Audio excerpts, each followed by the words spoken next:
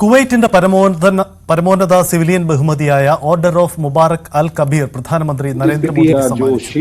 ഇന്ന് ബയാൻ പാലസിൽ നടന്ന ചടങ്ങിൽ കുവൈറ്റ് അമീറാണ് പുരസ്കാരം സമ്മാനിച്ചത്. ദി ഓർഡർ ഓഫ് മുബാറക് അൽ കബീർ പരമ്പരാഗതമായി രാഷ്ട്രത്തലവന്മാർക്കും രാജകുടുംബത്തിലെ അംഗങ്ങൾക്കും സൗഹൃദത്തിന്റെ അടയാളമായി നൽകുന്ന ആദരമാണ്.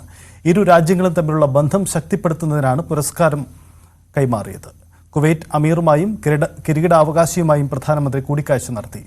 ബയാൻ കൊട്ടാരത്തിൽ സെറിമോണിയൽ ഗാർഡ് ഓഫ് ഓണറും അദ്ദേഹം സ്വീകരിച്ചു.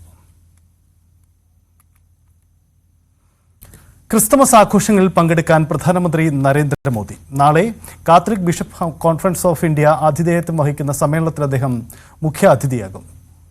CBCI president archbishop Andrews Thazhath പരിപാടികൾക്ക് അധ്യക്ഷത വഹിക്കും. സേക്രഡ് ഹാർട്ട് കത്തീഡ്രലിലെ ക്രിസ്തുമസ് ആഘോഷങ്ങളിൽ മോദി ക്രിസ്തുമസ് സന്ദേശം നൽകും. കഴിഞ്ഞ വർഷം ക്രിസ്തുമസ് ആഘോഷത്തിന്റെ ഭാഗമായി രാജ്യത്തെ ക്രൈസ്തവ നേതാക്കളെ പ്രധാനമന്ത്രി തന്റെ ഔദ്യോഗിക വസതിയിലേക്ക് ക്ഷണിച്ച് വിരുന്നു നൽകിയിരുന്നു. കഴിഞ്ഞ ദിവസം കേന്ദ്ര സഹമന്ത്രി ജോർജ് കുര്യൻ സംഘടിപ്പിച്ച ക്രിസ്തുമസ് ആഘോഷ പരിപാടിയിലും പ്രധാനമന്ത്രി പങ്കെടുത്തു.